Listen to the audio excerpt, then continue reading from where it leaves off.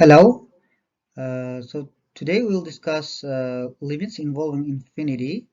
So in particular, questions such as what happens to a function when x becomes very large, goes to infinity, or when x goes to minus infinity, etc. Or uh, it might also happen that when x goes to a certain point, however, the function blows up, right? So those kind of things. So we would like to investigate, etc. So our learning outcomes. So as I said, we'll discuss the limits at infinity, and then we discuss the notion of horizontal asymptotes, oblique asymptotes, and vertical asymptotes. So these are interesting properties of functions, especially important when you want to sketch the graph or understand the graph or investigate the graph. Right. So what do we mean by limits at infinity? So uh, we say that limit as x goes to infinity of some function f of x is equal to L, and by this we mean the following: if uh, we can make this is roughly we can make f of x very close to L. So this part is similar to the limit when x goes to a certain constant. So we can make f of x very close to L uh, by making x very large, right? Very large in positive direction, right? And similarly, uh, you can also define what happens when x goes, the limit of x goes to minus infinity of f of x is equal to some L. So it means you can make f of x very close to L by making x approaching minus infinity, so becoming a very large number in the negative direction, right? Um, right, so for example, I mean, you can consider f of x to be like 1 over x. And if I let x go to infinity, what happens to 1 over x? 1 over x is becoming large number, so 1 over large number becoming small, small, small. So we see that it's tending to 0, right? So it means then f of x tends to 0. And you can also see it graphically, right? So this is my x-axis, this is my y-axis. So if you sketch the graph, so it will approach to 0, right? To the origin, to 0 here. Sorry, 0. So it approaches the x-axis, right? As your x gets larger and larger. So when the function has a limit as x approaches to plus or minus infinity, it becomes like a usual limit problem. So in particular, all the limit laws that we learned are valid, right? Uh, Simply you replace x goes to c by x goes to plus infinity and minus infinity. So let's illustrate it with two examples. So here, for example, the limit of the sum is sum of the limits, so I can write it as x goes to infinity of 5 plus limit x goes to infinity of 1 over x. Now, this is a constant function. Limit of a constant function is constant itself, so it's 5, plus the limit of 1 over x, as we saw, it's 0, so this is 5, right? How about the second one? Yeah, I mean, it's more or less clear, but we can also, just to illustrate the limit laws, we can do as before. So this is, we can write it as a product, right? So we can write that limit as x goes to minus infinity. So you can say like pi times square root of 3 times 1 over x times 1 over x. Then we know that the limit of the product is equal to product of the limits. So we can write this limit notation to each term. So pi, limit of the pi. Then we have the limit of the square root of 3, then we have the limit of the 1 over x, then we have the limit of another 1 over x, sorry, these are minus 1 over x. And then, okay, this is a constant, this is simply pi, the square root of 3 is also constant, and then limit of 1 over x is 0, limit of 1 over x is also 0, as x goes to minus infinite. It doesn't matter whether it goes to minus or plus infinite, because x is a very large number, plus minus, be it plus minus, but in any case, you divide one by a very large positive number or very large negative number, it makes it close to 0, right? It becomes 0 in the limit. So this is simply 0. So now let's discuss the relevant notion, the horizontal asymptote. So if the distance between the graph of a function and some fixed line, right, some horizontal line, approach to so the graph becoming pretty close to certain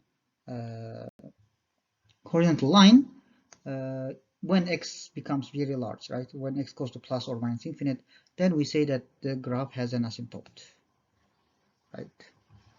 So here's an example. So let's investigate what happens when x goes to infinity. In fact, here's the graph. So it can be, so if you make x very large, so our graph is shown in the blue, so it's going to approach to this y is equal to 5 over 3 line. So it will approach, okay? Why is that? Let's look at it. So how do we investigate such limits, right? So this is a rational function. What I will tell you will be sort of the common to all rational functions. Whenever you have a rational function, you want to find the limit. When x goes to plus or minus infinite, you can do the similar trick that I will now explain. So what we do here is we divide by highest power of the denominator. Okay, highest power of the denominator. In this case, it doesn't matter, right? Because the highest power here is x squared on the numerator and the denominator x squared. So let's divide each term by x squared. Then this becomes limit x goes to infinity. So its equality is preserved, right? So here it becomes like 5 x squared over x squared. So I will write carefully 8x over x squared minus 3 divided by x squared. And I do the same for the bottom. So divided by x squared plus 2 divided by x squared, right? So you see x squares all cancel out, and then you will get the original limit. So that's why we have equality. Now what do we see here? So limit as x goes to infinity. So 5 cancels, so we get 5. Here we get 8 over x. Here we get minus 3 over x squared. And here we get 3 plus 2 over x squared. Now use the limit laws, etc. So finally what you get is when you take x goes to infinite, you get like 5. Here this 8 over x becomes 0, right? 3 over x squared becomes minus 0. Here it's 3 plus 2 over x squared, x goes to infinite, so it becomes 0. So this is 5 over 3. So my function, right? This is my function. My function approaches to 5 over 3, right? So this is the 5 over 3 is right here, and this is the line, so it's going to approach when x goes to plus infinite. And you can ask a similar question, what happens to the minus infinite?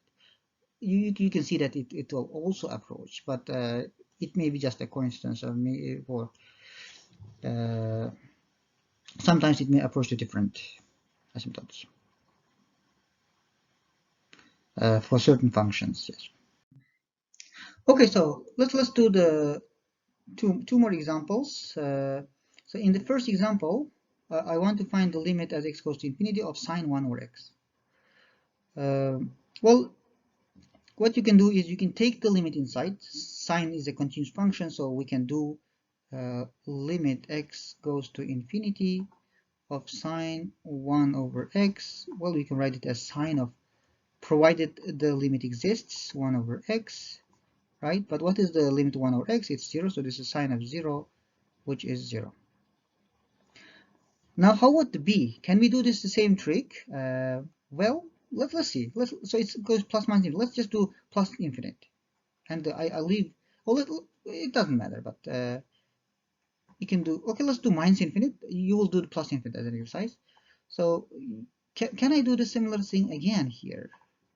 So if I let, so here's the question, so I can let like x go to minus infinite, and this becomes minus infinite, right? You let x go to minus infinite, and 1 over x goes to 0, so this is like sine 0, right? So it's like a minus infinity times 0. What happens to infinity times 0? Well, I don't know. It's not defined, right? So this is a wrong way to handle this situation. So you have to be careful. So what we do is the following. We can do the following substitution. Let's do t is equal to 1 over x. Then x goes to minus infinite means what? Means t goes to 0, right?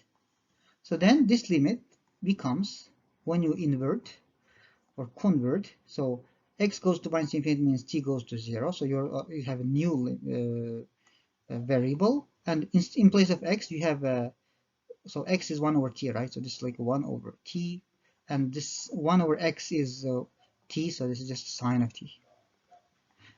Now you realize, right, what is sine of t over t? Well, this is 1, right? Sine of t over t, so we showed in previous lectures that is equal to 1. So which means here this is y equal to, so in the first example, y equal to 0 is horizontal asymptote,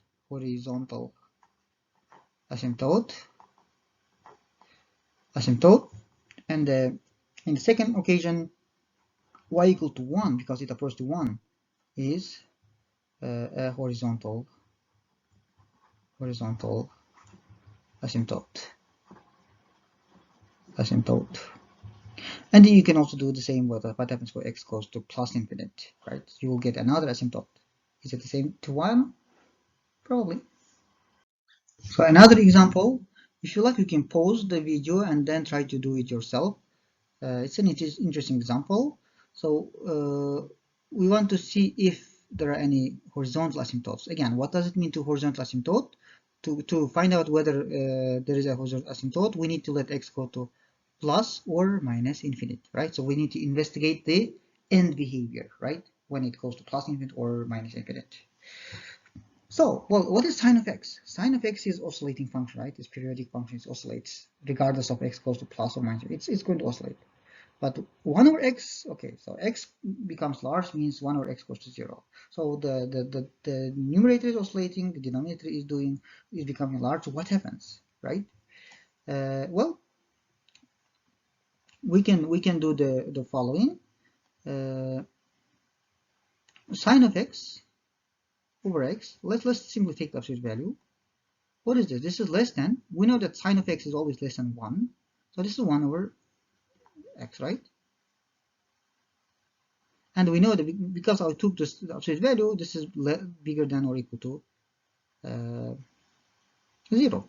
Now, if I apply the limit, right, to all sides, so this is like sandwich, right? So if I let x go to infinite, so this part goes to 0 because it's constant. This part goes to, 1 over x goes to 0, which means 1 over modulus x goes to 0. So by sandwich, so this goes to also 0, right? By sandwich, by our old sandwich theorem. So this particular part goes to 0. So which means if you let limit x go to infinite of y, then this goes to 2 plus 0. So this is 2, right?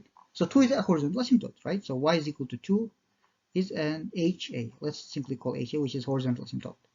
Well, you can here you could do the same for x goes to minus infinite, right? So you could do x goes to minus infinite, then it would also go to 0, 0, so this would also go to 0, right? So we would get the same thing, right? So when x goes to minus infinite, this would also be 2 plus 0, so it's also 2. So then y is equal to 2. Again, we see that also when it goes to the x goes to minus infinity, it also approaches to 2, right? So yes, there is a horizontal asymptote. So another interesting question is given here. Again, you can pause the video and try to do it yourself, but let's blindly attempt it. So let's just try to apply the limit laws. So what if x goes to infinite, this is goes to infinite, and if x goes to infinite, x squared goes to infinite, so x squared plus 16 goes to infinite, so square root of x squared plus 16 also goes to infinite, right? So this is like infinite minus infinite. Oh dear, what happens if you subtract an infinity from an infinity? Is it 0? They cancel out? No. So what is the problem? Why we cannot use the limit laws? Because you can use the limit laws if the limits exist, but in this case they do not exist, right? Limit of x is infinite, and infinite is not a number, so it doesn't exist, in fact, right? Yes, it's infinite, but it doesn't exist. We cannot say that this is a limit. And similarly, I mean, the limit of the second term is also, it doesn't exist, so we cannot really apply the limit laws. So we have to do some trick. And that trick is kind of common to these kind of problems. So it's like rationalizing the numerator, not the denominator. So what happens is I can multiply by x plus of this, x squared plus 16, and divide by the same, so that the function that I'm taking a limit does not change, right? It doesn't change. So now let's take the limit of this. Well, first we multiply out the numerator. So what is this? Limit x goes to infinite. What do I get at the top? So it's like a minus b, a plus b. So this is difference of squares. It becomes a squared minus b squared. So it's x squared minus x squared plus 16 and square root. And I have to square this also. Divided by x plus x squared 16. Now what do we have? So square root and square cancel. We get x squared minus x squared plus 16 divided by x plus x squared plus 16. So these cancel. Finally, I got 16 at the top. At the bottom, I get x plus x squared plus 16. So now look at the denominator. So my x term goes to infinity, x goes to infinity, x squared plus 16 goes to infinity, so both of the term goes to infinity, right? So these two terms goes to plus, infinity plus infinity. So this is fine. So it means this is infinity, right? If you add to infinity, it's infinity. So it's not like initially we get infinity minus infinity and we puzzled whether we can cancel. No, you cannot. However, if you add to infinity, it's still infinity. So this is like 16 over some large number. So it becomes 0. Okay, so we have the horizontal asymptote 0. So the function approach to 0. Although originally we had infinity minus, so it looks like it cancels here, right? So, but it's not always the case. So it could be different numbers. So there are examples in the book. You can find out where you do the similar trick, and at the end you get some finite limit, but it's not 0. Next type of asymptote is so-called oblique asymptotes. Oblique asymptotes, sorry, so this shouldn't be there. What is this? If the degree of the numerator of a rational function is 1 greater than the degree of the denominator, the graph has an oblique asymptote, or it's also called slant line asymptote. So basically, the function is not approaching to some horizontal line, but it's approaching to some line with some slope, right? With non-zero slope. Okay, so some sort of a linear line, linear function, such approaches. So let's do an example. So let's define the asymptote. So you see, the numerator has 1 degree more than the denominator, right? So in fact, it's going to approach to this y is equal to x over 2 plus 1. So this is my oblique asymptote. Okay, so it's approached. So if you let x go to plus infinite and also to minus infinity, but let's simply investigate plus infinity, right? Then you see this blue line and the red line, they are becoming almost the same. Almost, they never in fact touch, but they become very close.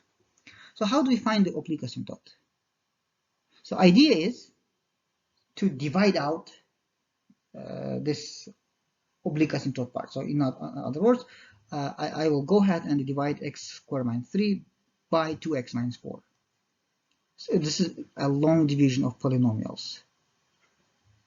In the book, its division is done slightly differently with slightly different notations, because in America the division done slightly differently. Right, so I need to cancel x squared, so what should I do here? I need to multiply by x over 2, right? So if you multiply 2x minus 4 by x over 2, you get x squared and minus 2x, right? 4 times x minus x over 2 is minus 2x. Now we subtract, right? If you subtract, let me do it. If you subtract, then those two things cancel. We get here minus minus plus, so we get 2x minus 3. I can still cancel, right? So 2x, so I can, here I can add 1. Then this becomes, so multiply 1 by 2x minus 4, so you get 2x minus 4.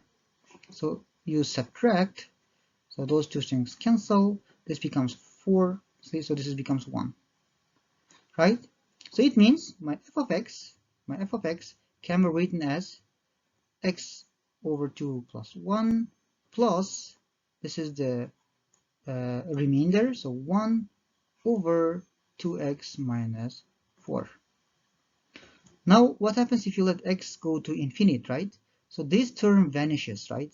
Then this 2x minus 4 term, this goes to 0. So this term, the last term involving the remainder of the long division, this sort of disappears, right? It sort of disappears. So you're kind of left with this term, right? So x over 2. So it means your f of x becomes almost like x over 2 plus 1, right? So that's what we have here. Okay, so that's the oblique asymptote. Vertical asymptotes. So in other words, when the limit approaches to plus or minus infinite.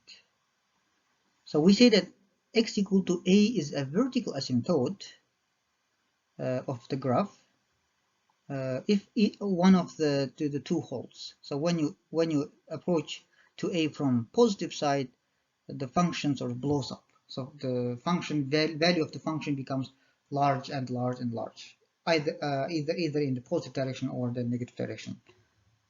Or when x approaches to a from left, again the same applies. Okay. So the situation is something like this. So this is an example when y is equal to 1 over x, right? So let's see. Let me pick dark blue. So I'm approaching to 0, right? You approach to 0, right? So you approach, let's say, from right? Then what happens to the function? It's going and going, right? It's going even further. So regardless of which point you pick, it becomes even larger, right? So it's sort of going to infinity. And so which means this y equal to 0, x equal to 0 is a vertical asymptote for this function. And similarly, when your x approach to 0 from left, again your function is blowing up but to the negative direction. So again we see that x equal to 0 is a vertical asymptote. Okay, so let's try to find these limits. So the first limit, x goes to 2. So if you let x equal to 2, what happens? It becomes like 0 over 0, right? So it looks like there is some cancellation. So we cannot immediately let x equal to. So what we do is here we get x minus 2, at the bottom, x squared minus 4 can be written as x minus 2, x plus 2. So x minus 2 is cancelled. Now if you let x go to 2, what happens? Then this goes to 0 over 4, so this is 0. So what is 0? Well, it is just a limit, right? And we cannot say that it's vertical asymptote, because for x equal to 2 to be vertical asymptote, my function must be, the limit must be plus or minus infinite. Okay, let's look at the second one. Let's do the similar trick again. So let x go to 2, and here we get x minus 2. Here we get x minus 2 and x plus 2. So x minus 2, x plus 2 cancel. So what do you get? If you let x go to 2, this simply goes to, at the top we just have 1, at the bottom we have x plus 2, so x plus 2 goes to 4, right? 1 over 4. Okay, what next? Now, if I let x go to 2 from positive side, what happens to the x squared? So positive means it's something like 2.000001 and etc., right? And zeros are increasing. There are lots of zeros. So then this becomes very close to 4, but slightly bigger, right? Then this x squared minus 4 becomes very close to 0, but slightly. So which means, so at the top, what do we get? X, when x goes to 2 on positive side, this x goes to 2, but x minus 3 goes to minus 1, right? So this goes to minus 1. But what is the bottom? At the bottom, we get, it is approach to 0, but from positive side. So it's positive 0, right? It's like 0.0001. So, but I have the minus at the top, so this goes to, so which means denominator goes to 0 means it blows up, right? But it's going to be minus infinite, right? Because of this negative part. So this is vertical asymptote. So which means x equal to 2 is a vertical asymptote. Okay, how about x goes to 2 from left? From left, again, it's minus 1, but in this occasion, so my left means it's very close to 2, but slightly small. So it's like 1.9999999, right? Then this x squared is very close to 4, but slightly small. So x squared minus 4 is very close to 0, but negative, right? So this is approaching to 0 from negative. So it's again blow up, but minus minus will cancel, so you get plus infinity. So again, it's blowing up situation. So x equal to 2, again, we say that it's a vertical asymptote, right? In both sides. So another part, x goes to 2. Then what happens here? What can you say about x equal to 2? Well, you see, in the previous occasion, we showed that when x goes to 2 from right, it's minus infinite. When x goes to 2 from left, it's negative infinite, right? So one sort of right limits and left limits, they don't agree, so which means the limit doesn't exist, right? So we say limit does not exist. So limit does not exist.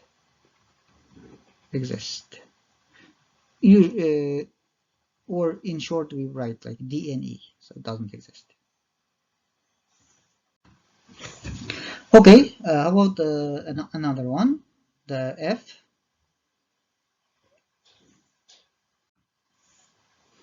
So in this occasion, we see that 2 minus x and x minus 2 sort of can cancel, right?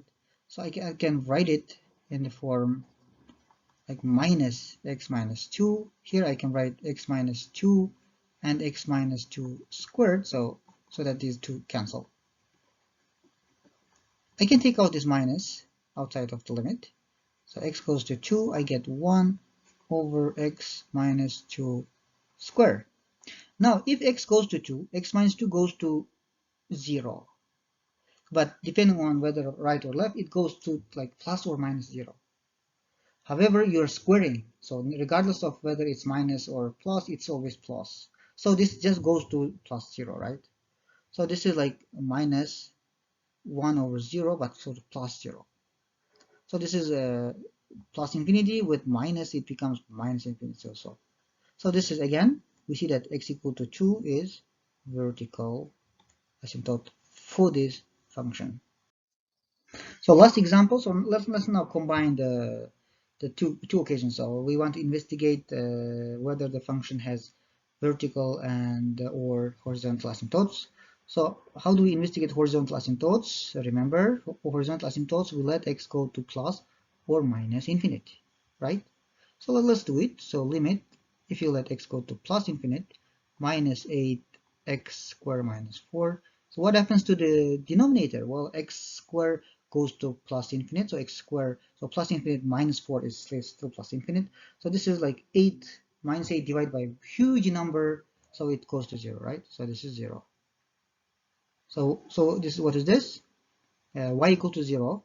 In other words, the x-axis is, so horizontal, so x y equal to 0 is horizontal asymptote. Okay. Well, how about x goes to minus infinite? If x goes to minus infinite, again the same situation, right? So the function again approach to 0. So again y equal to 0 is also horizontal asymptote. So that's all, right? Now how about vertical asymptotes? So vertical asymptotes is means when the function blows up. How can function blow up? Well, in this situation, denominator needs to become close to 0, right? So how that can happen? Well, x squared minus 4, if this is 0, this means x squared is 4, which means x is a plus or minus 2. So we have two candidates, right? Well, indeed you can check, right? So if you let x go to 2, let's say from minus side, it doesn't matter. X squared minus 4, so what is it?